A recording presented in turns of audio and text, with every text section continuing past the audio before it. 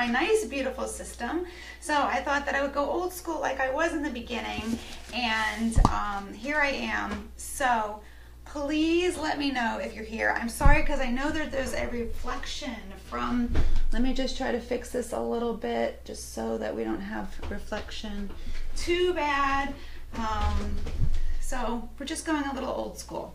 So I'm on. Yes, Dave, thank you so much. Can you hear me, Dave? That is the key to it. Can you hear me? That's the key here. So let me just make sure that you can hear me. And then we're going to get started because we're a tad bit behind. And I apologize for that, but because we're a tad bit behind. And I apologize for that. Okay, all right, cool. All right. So welcome everybody. I am sorry for the little sound, but that's what happens with live streaming. Sometimes it just doesn't work out perfectly, and you know what? That's totally okay. That's what makes it great. So Lori from Women's Health on the Go, where we provide women health services. So make sure that you go check out our website. Oh, good. Thank you, Jamie. Jamie, thank you. You can hear me. Awesome. Thank you so much. So go to our website, Women's Health on the Go, and check us out. We do lots of great things. Tonight we're going to be talking about early menopause. I actually had a viewer ask me to talk about not only early menopause, but what we can do naturally to kind of combat all the kind of symptoms that happen. I mean, early menopause, you basically experience the same symptoms as anyone going through menopause. It could be a little bit, depending on, we're going to go over the different kinds of early menopause. But you go through the same kind of symptoms, and this person doesn't necessarily want to take hormone replacement therapy. They want to take some natural remedies. So we're going to go over a whole bunch of stuff, okay? So when we talk about early menopause, what we're actually talking about is menopause that happens before you're 40 years of age. There's a couple of ways that can kind of happen.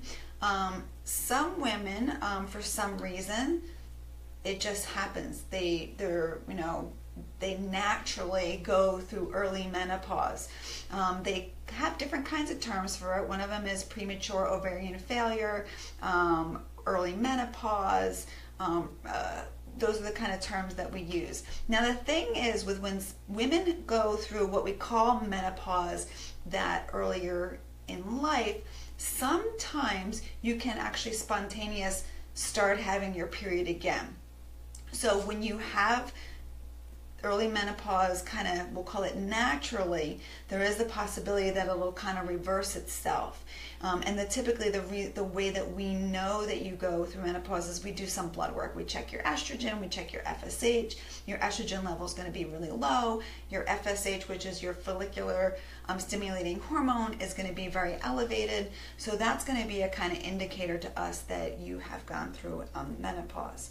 And sometimes it's going to be more of a gradual kind of symptom, like, you know, maybe I'm having hot flashes, or maybe I'm just having some irregular periods, or I stopped having my periods and I'm having now vaginal dryness, or maybe some insomnia. Everybody goes through menopause completely different. There's no book way that anyone goes through menopause. And then we're going to have early menopause that happens when we have maybe for some reason someone's had a hysterectomy. So that would be like a surgically induced menopause. Surgically induced menopause is actually pretty, I don't want to say harsh, but it's because basically you go into surgery with your hormones and then you come out, gone. It's very drastic. The symptoms usually come on full strength, very powerful, and it's not something that necessarily happens gradually. It's pretty sudden. And your symptoms can actually be more severe as compared to someone who's, we'll call it, say, naturally has gone through menopause. You know, maybe you're gradually having some hot flashes and they're gradually getting worse. Whereas someone who has a surgically induced menopause, they're having hot flashes like, you know, full swing right away. And then you have early menopause that maybe someone was diagnosed with cancer, they've had radiation or chemo, and therefore their ovaries may not be working correctly anymore, and then they go through a period of not having a period and possibly having menopausal symptoms.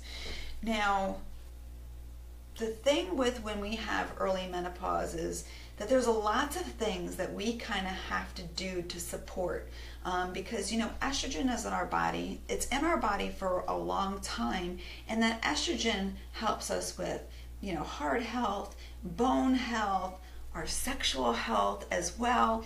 So we want to do a lot of things kind of naturally to help support everything. Now, if conventionally, what they usually do is prescribed hormone replacement therapy. But when we do it at an earlier age, your dosage needs to be on the higher side, and then you actually end up having to take the estrogen for a longer period of time, because typically when someone goes through menopause, not everybody, some people have hot flashes for a very, very long time. But typically we like to only have people on hormone replacement therapy for about 5 years. The research, there's lots of conflicting research. I think hormone replacement therapy is a very a touchy subject, shall I say. There was research saying that everything is okay, and then there's research that came out that's showing the risks associated with taking hormone replacement therapy is not necessarily like that brief time when you're taking hormone replacement therapy initially right after menopause, but the longer that you take it. So we kind of like to keep, when you go through normal menopause, but when we go through menopause, we usually try to, at 5 years, go, okay, let's think about taking you off. When you go through early menopause, we're not necessarily doing that, especially depending on how old you are. I mean, suppose you're 35 years of age. Menopause typically happens in your early 50s. So there's all those years that we have to provide, estrogen to help keep you nice and healthy. So let's talk about what we're going to kind of do for that. So first off, we want to do bone health. Now, as most people know, or you might not know, estrogen keeps and helps build and keeps our bones strong. When we go through menopause and we have that lack of estrogen, then there's a likelihood that our bones are going to start becoming a little bit weaker. The easiest way that I kind of describe, bones are solid and strong. I mean, they do have little kind of holes in them and stuff like that, but they're really nice and strong when we're younger, okay? And when you lose that lack of estrogen, the bone, trying to think of the word, almost like a stained glass, it starts getting little kind of holes that it starts becoming weaker. So therefore, when you're out and maybe you fall, and before, your bones would be really strong and healthy, but now because they're weak and they're not as strong, they're likely to break. And women are at risk for developing osteoporosis, and that is what is the weakening of the bone. So if you go through early menopause, we want to build up our bones and keep them nice and strong. One great way, and this is good for overall health, is exercise. Weight-bearing exercise is really, really important in staying active. And I tell people it could be simply going for a walk. They say that right now the recommendations is that you do some kind of physical activity for 30 minutes a day. And I just tell people, if you're not active at all, and if you're just doing 15 minutes a day, do whatever you can. Put it in your schedule, add a little bit if you can, and even if it is just going for a walk. going for a simple walk is very, very healthy. If you don't have weights at home, maybe get some cans of soup or something, and just kind of lift your bones, any kind of weight bearing exercises. If you have access to a pool is an amazing way because you have that resistance. And if you go for swims. So definitely one thing we want to do is absolutely exercise, which is going to be great for your bones, for your heart, for your physical body. It's going to be wonderful all around. So you want to make sure that you exercise. You're going to need like calcium and vitamin D. One great way to get vitamin D, which I've been talking about this a lot lately because I was very intrigued by this research that I found about, so the best way for us to get vitamin D is from sunlight. And I read this very interesting research that shows that people who do not expose themselves to sun have the same health risks as people who smoke cigarettes. How crazy is that? I'm so fascinated with this research, so I keep talking about it to stress the importance of actually sunlight. It's really important for us for lots of reasons. Yes, I know there is a risk of skin cancer, but if you go out for a walk for 15 minutes, depending on where you are in the world, if you're on the equator, I think the sun's going to be a little bit different. I know in Australia, the sun is very, very potent down there. But depending on where you are, just going for a walk, and if you're out in the sun, like, you're at work, it's a beautiful day out. Go out for, not only you get your walk during lunchtime, but you get a little exposure to sunlight. So vitamin D is very important, and of course the best way to get it is from sunlight. Now, how are we going to get our calcium? Of course, we can always take some kind of calcium supplement. I do always recommend that if you are going to take any supplement, any multivitamin or calcium supplement, something like that, the best way to get it is with a whole food supplement. I will always talk about this multiple times. I've talked about it many times. Multiple vitamins are synthetically made. Our body does not know, even though they're vitamins and they're what we're supposed to have in our body does not know how to process that.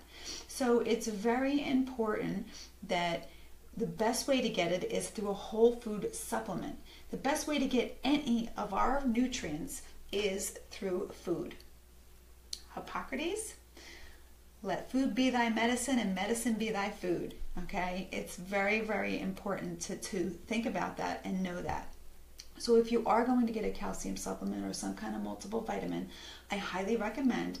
I know it's a little bit more expensive, but in the end, it's going to be overall a lot healthier for us. Okay, so really make sure that if you do that, that you do it that way. Okay, now one thing that I'm going to highly recommend, I am going to put a link. I did a video. A lot of people who are in my newsletter, they definitely got the. I'm just writing a reminder to myself.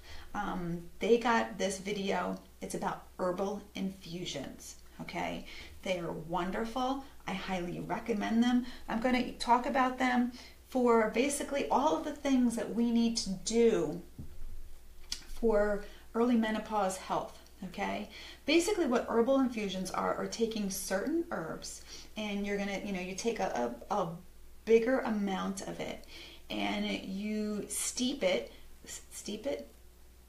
I don't know, that's probably not the right word, but you infuse it. You let it sit in the hot water overnight.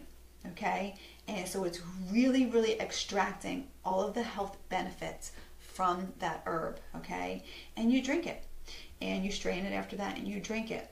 There are lots of those. You can't do herbal infusions with all herbs out there, but there is a good handful that you can. When it comes to calcium, ones that are high in calcium are red raspberry, which red raspberry is a great uterine tonic. It's really great for women that are actually pregnant.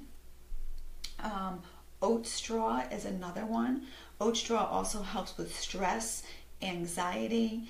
It helps with sexual libido as well. So oat straw is another great herbal infusion. Stinging nettle is another one. A lot of people know stinging nettle because if you walk past it, all the little stinger is going to get you. But when you actually have the dry herb, you do not have to worry about that. The only thing with stinging nettle is it's very dark green, and to me it smells like grass, and it kind of tastes a little like grass. So it's not the most tasty herbal infusion, but you can add a little peppermint to your infusion to give that taste, or you can actually even put a little honey or some kind of stevia, some kind of natural sweetener. You can put that in there. When you do herbal infusions, sometimes people like drinking them cold, some people drinking them hot. Sometimes that helps with the taste, but stinging nettle is awesome. It's got a lot of great nutrients. I use stinging nettle as it's like, to me, it's like my base. Like I always go for my stinging nettle. It's good for allergies as well. People who suffer from allergies, if they do stinging nettle, that's also very helpful for that. And that one's really great for calcium as well. Another one is red clover. Red clover is also, it's considered an anti-cancer herb as well. And a lot of women use, I'm going to talk about red clover. Actually, let's talk about my red clover. So today I went out, got home from work, and I did my jog. My husband and I went to the track. And red clover, to me, everyone knows red clover. This is red clover. Most people think it's a weed. It's not a weed. Please don't get rid of this. It is a beautiful, beautiful, beautiful herb. It has lots of great medicinal properties. So please think about that when you're trying to get rid of them in your yard. They're very, very beautiful. And you know what? I never realized that they do smell very pretty. So this is red clover, and I just happened to see some and I thought, oh my gosh, I'm doing my show tonight. I'm going to pick some to show you some red clover. So don't get rid of them. Pick them. They're so healthy. You can make teas out of them and lots of great things. You can also get all this stuff dried, and I will put some links in here if you want to get any herbal infusions. And as I tell everybody when I'm talking about herbal medicine, make sure that you speak to someone prior to taking these into your life. I don't know your medical condition. I don't know if you're taking any medication. Herbs are to be honored. Okay, they are just like pharmaceutical drugs. They can have interactions with medical situations, with pharmaceutical drugs that you are taking. So please make sure that you honor all herbs that we ever talk about. Make sure that you speak to someone that is, knowledgeable. I'm a women's health herbal educator, so if you ever want to make an appointment to discuss this kind of stuff and your basic medical condition to make sure that it's right for you, absolutely, or make sure you do at 100% your own research. I think that's very important. But this is all just, I'm giving this for education and putting all this stuff out there, but definitely make sure that you do talk to somebody prior to incorporating these things into your life, okay? So when it comes to bone health, we're going to do some exercise, weight-bearing exercise. We're going to go and get some sunlight out there, and we're going to get some herbal infusions going.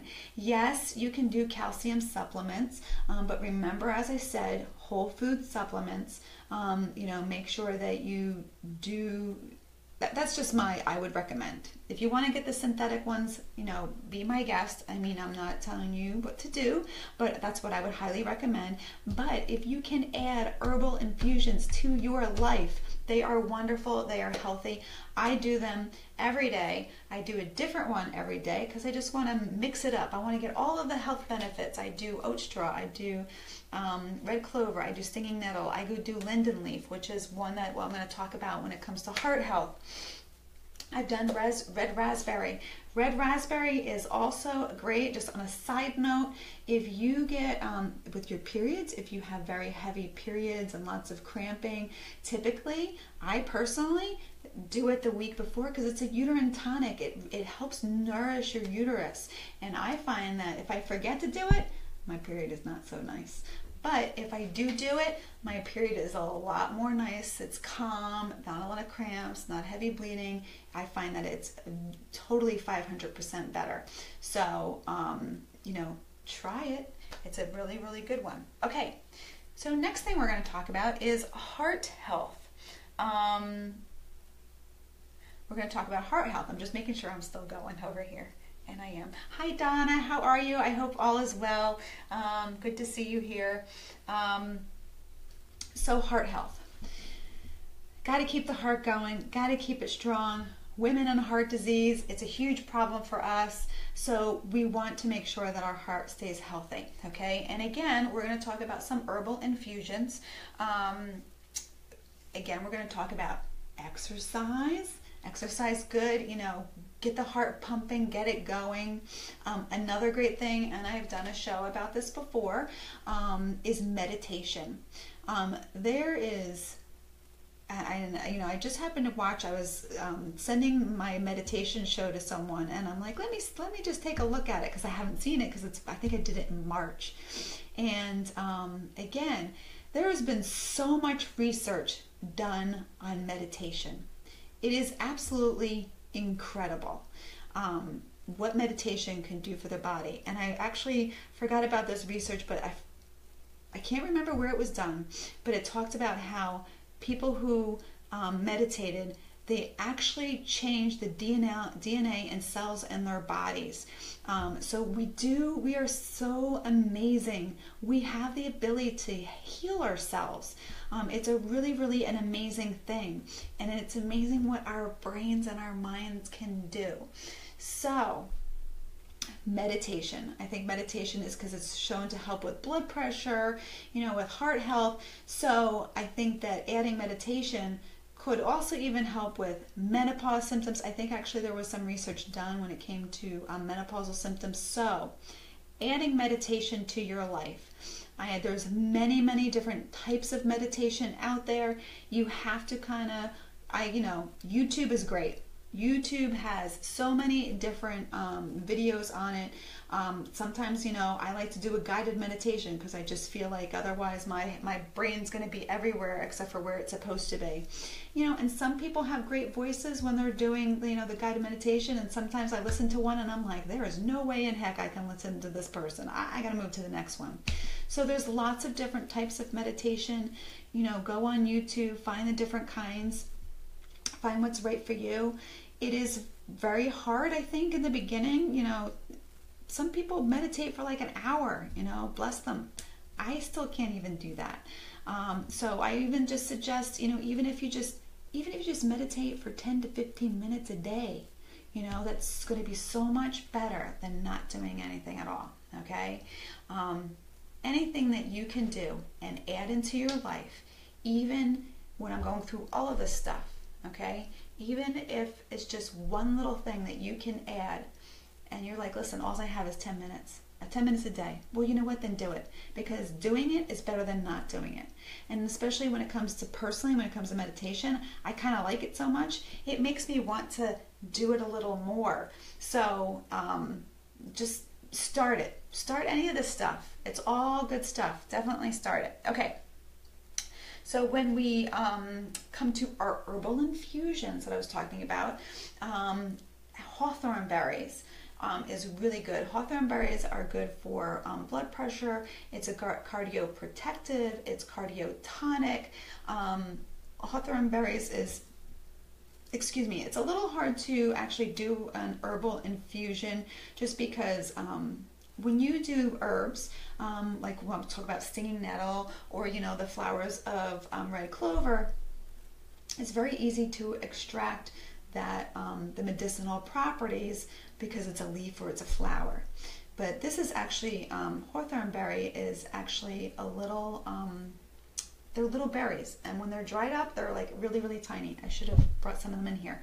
And sometimes, you know, when you do that, it doesn't look like it's actually really pulling the medicinal properties, but it is. But you definitely have to make sure that you keep that overnight so that it does actually extract all the medicinal properties from it. Again, stinging nettle. Stinging nettle I'm probably going to come back to a lot. Stinging nettle is a great herbal infusion. And rosemary is great. Rosemary is, I think, everyone, add it to your cooking, use it whenever you can. If you talk about essential oils as well, if you have a diffuser, which I know that I have shown you guys before, and I'll show you because I don't have my diffuser going, but like if you have a diffuser, get some rosemary. It's great for your brain. It's great for brain health. It's to help, like with dementia and Alzheimer's. It's a great way. Research has shown that it helps with your brain, and it helps with your memory, and it helps with dementia and Alzheimer's. So add some rosemary. It's good for your heart, and it's also good for you know, your mind and stuff. Okay. Another thing that I wanted to make sure. With everything, what's really, really important too is your diet. You know, really getting out of processed foods. I know sometimes it could be hard for people in our day and age, but really, really making sure that you get rid of processed foods, sugar. The more I read about sugar, the more I just was like, you know, I know I don't eat a lot of sugar, but I used to be a huge, I used to work in a nursing home. My first nursing job a long time ago was in a nursing home, and I'll never forget this man. His name was Ralph, and I used to always have to take him medication during dinner time, and he used to always ask me to get him a cup of coffee. And I used to say, "How do you like it, Ralph?" And he's like, "I like mine blonde and sweet," which was, to me, he was a very sweet, sweet man. But I used to be the same way. I like my blonde and sweet, and I have completely eliminated sugar from my coffee because sugar is no good at all. Another thing to know is that cancer loves sugar, so get rid of the sugar if you can, as much as you can, out of your life. I hope that makes sense. That was a little side note. But with everything that we talk about, every show that I'm going to do, we're always going to go back to lots of natural and getting back to the basics of even the way that we eat. You know, lots of vegetables, fruit, you know, cold water fish. That's really good for us. I mean, you need a little bit of red meat, yes, you know, but, you know, trying to stay away from that, especially that's an inflammatory food. And if you have any kind of, well, majority of medical conditions are based on inflammation in the body, so you don't want to do too much red meat. Dairies also can be inflammatory as well. Okay, that was just a kind of side note. Vaginal dryness. Okay, vaginal dryness is another issue that can happen in our sexual health as well in general. So when it comes to vaginal dryness, I actually did a show on this a long time ago. One great thing if you're having issues with that, and especially if you don't want to do hormones, is there was some research with vitamin E tablets. Taking a vitamin E tablet, I usually tell people, you know, put a little hole in it before you go to bed, put it inside the vagina as high up as you comfortably can, and that actually helps.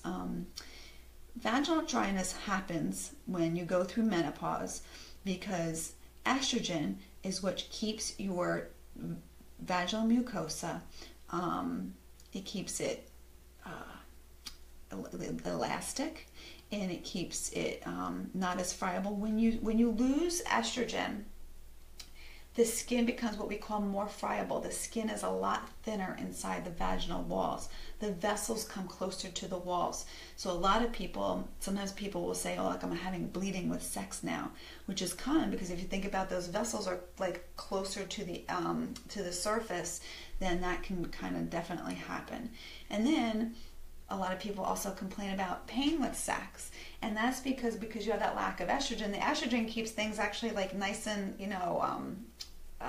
elastic, but now that tissue is a little bit more taut, and it's not as flexible, I guess we'll call it. So and then you can also just have vaginal dryness just because that estrogen was keeping the mucus flowing and everything down there. So if you're having vaginal dryness, if you're having pain with sex, these definitely you want to do like a vitamin E tablet. That's a great way to do. And then you can also make vaginal suppositories. That's going to be, it's a little bit more complicated, and that's something that if somebody wanted to further discuss, they can absolutely make an appointment with me. But you can make vaginal suppositories using coconut oil. Some people, when they do make vaginal suppositories, they use a little bit of beeswax, a little bit of other kind of butters and stuff to make like a solid suppository. But that can be a little bit more complicated, especially if you want to use herbs versus essential oils. But I'm just going to tell you different kind of herbs or even / essential oils that can be used for that. But it does get a little bit more complicated. Like the show is not long enough for me to actually go into that completely. So one, red clover, lavender, calendula oil, St. John's wort, black cohosh. Those are herbs that you can use in suppositories. Again, it's a little bit more complicated to kind of discuss making vaginal suppositories on this show, but they are definitely things that you can use and are very helpful when it comes to what we call atrophic changes or vaginal dryness from menopause. Okay, you also want to help support the tissue in the vaginal walls as well. So some other things, flaxseed, alfalfa, and hops is another great. So I love beer. I've been a beer enthusiast for many years prior to this craft beer craze. We make our own beer in our home as well. And hops has lots of great medicinal properties. So hops is another thing that's really, really great for vaginal dryness as well. Okay, let's see. We've got hot flashes or night sweats. There's lots of research with sage. Sometimes people will take like they'll get like sage essential oil and they'll make like a spritzer bottle with it with some distilled water and typically with either a little bit of witch hazel, or a little bit of like vodka or something just to preserve it. And then when they have a hot flash, they go like they spray it on themselves to keep them nice and cool. Motherwort is another herb, and black cohosh. A lot of people know, I think, about black cohosh. I know that there's like over-the-counter supplements. I think one of them is called Estroven. I think that has black cohosh in it. Black cohosh is a little bit more, I think, when it comes to the herbs. I think when it comes to menopause and the kind of symptoms, black cohosh is pretty, what's the word? Pretty popular. Depression. Depression's another thing that can definitely happen with menopausal changes. I think depression, one, because of your hormones, but then I can also think that there's such a transition in life, and depending on what time you are in your life, whether it's dealing with early menopause or later in life, I don't think it really matters, because I think for a woman, when we go from that one transition of life to the next, it's a huge thing for us. And for some women, especially if you go through early menopause, let's just suppose you were planning on having a family, and now you can't have a family.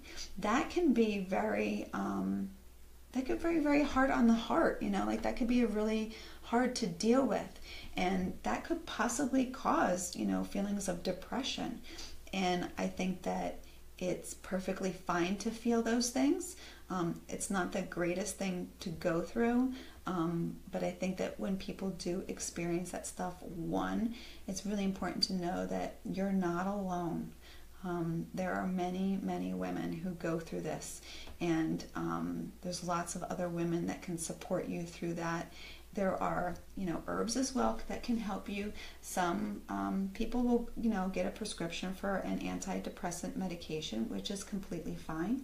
But if you look at the research, women who took, when they compared women who took antidepressants versus those who did not, those that did not recovered from their depression a lot quicker. Women who took antidepressants ended up taking that medication longer and didn't, I don't know if the word is recover or get through their depression, sometimes for a year, sometimes longer. I know that antidepressant medications are very prevalent out there. I know that they help a lot of people out there. But if you're starting to feel that, if you want to try something that's more natural, St. John's wort, there is research that shows that they compared people who took St. John's wort to those who took Prozac, which is an antidepressant medication, and both groups did just as fine on them, except for the Prozac group had the side effects. The St. John's wort did not have any side effects.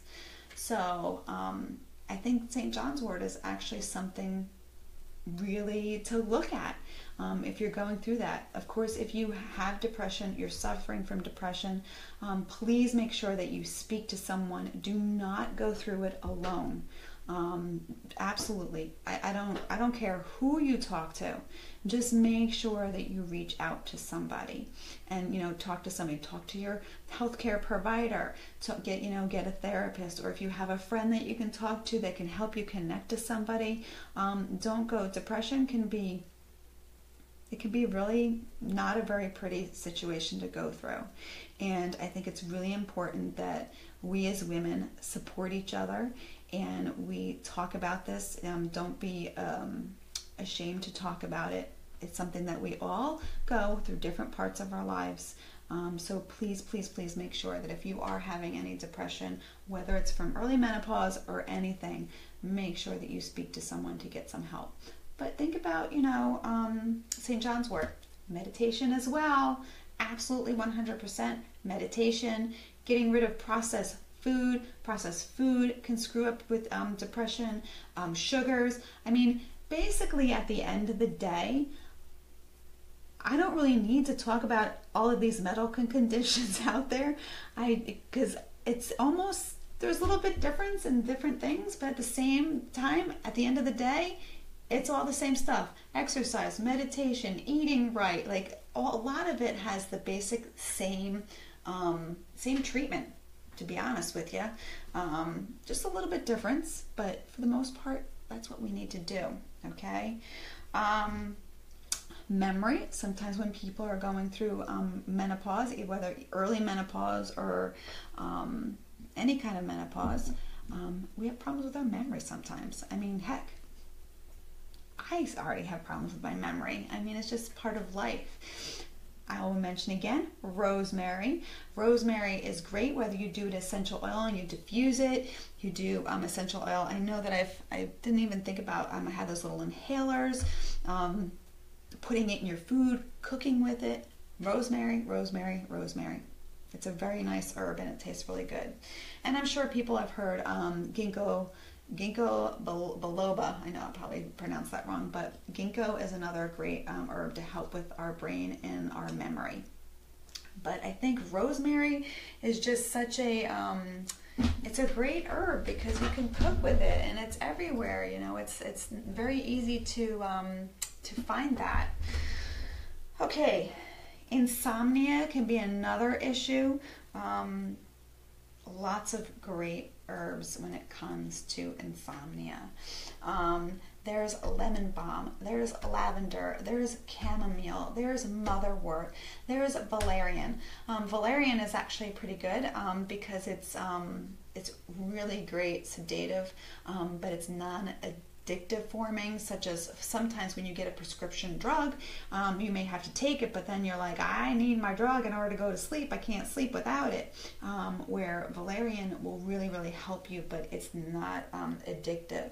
And you can do, now depending, I personally cannot have a cup of tea before I go to bed because I will get up in the middle of the night and have to go to the bathroom. That's where I am in my life. So if you wanted to do like a tincture is just, you do like a dropper full and a little bit of water, and it's like a little shot, so it's not too much. Typically you want to do that also though like an hour before you go to bed, because then you want the herb to get into you. You want to start relaxing. There's lots of things. I'm pretty sure that I did a show on insomnia as well. Making your bedroom as beautiful and as comfortable as you can. No TV in the bedroom. I know lots of people have TVs in the bedroom, but always remember the bedroom is only for two things: sleeping and sex.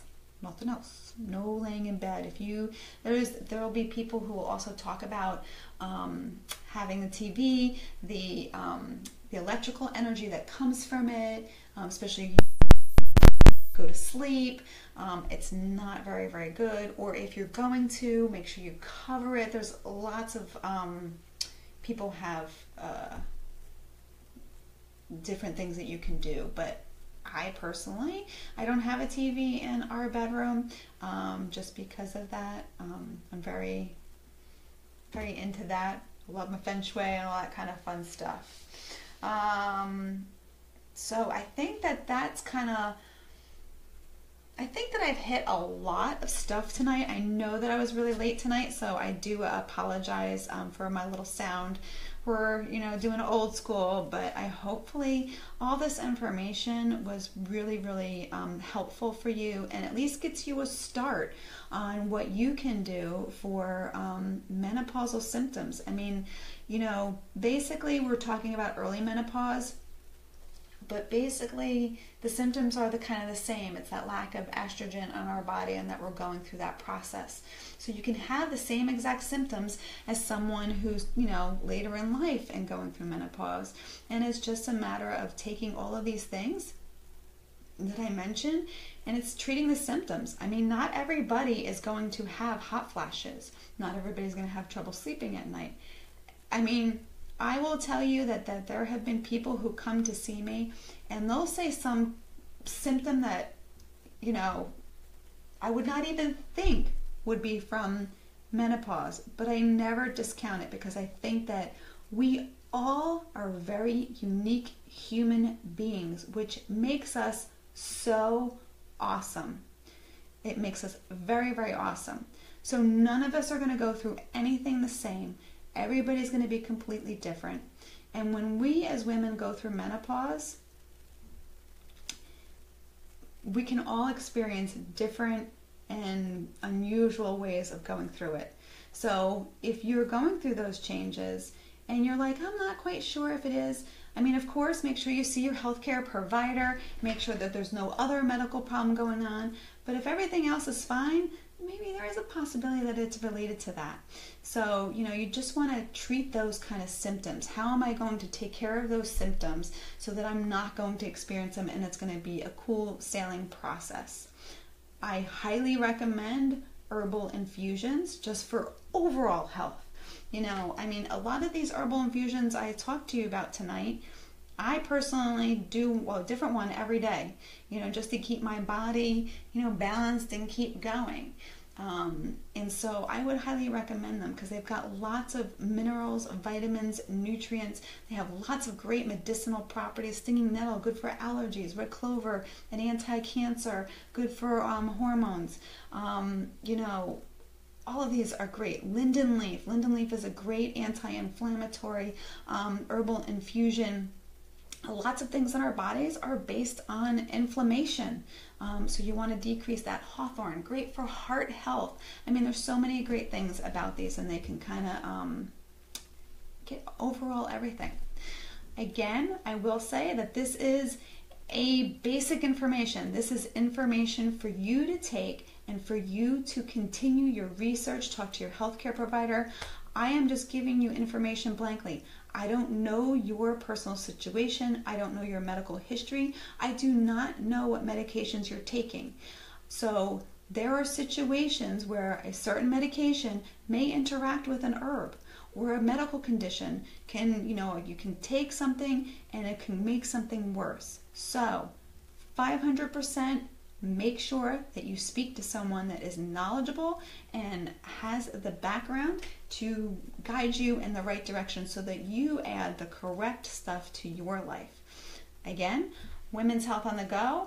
You can always, if you want to talk about all this stuff, you can always make an appointment with me. I am a women's health herbal educator. I am a certified aromatherapist. So I can talk about all these things with you. I can go over your medical history, and we can find out what's best for you and get you on the path to being a healthy, beautiful woman that you are. This is my passion. I love doing this. I love talking to you guys. I hope that this was just a good starter point for everybody. I will see you next week. I know I took last week off, but I will see you next week, and hopefully we'll have sound on our old good system. I miss my little words down here this evening, but we'll get back going. Lots of great things going on, and I hope that you have an absolutely wonderful week, and I will see you next week. Take care, everybody. Remember, women's health matters, our bodies matter, so make sure you take care of yourself. Take care, everybody.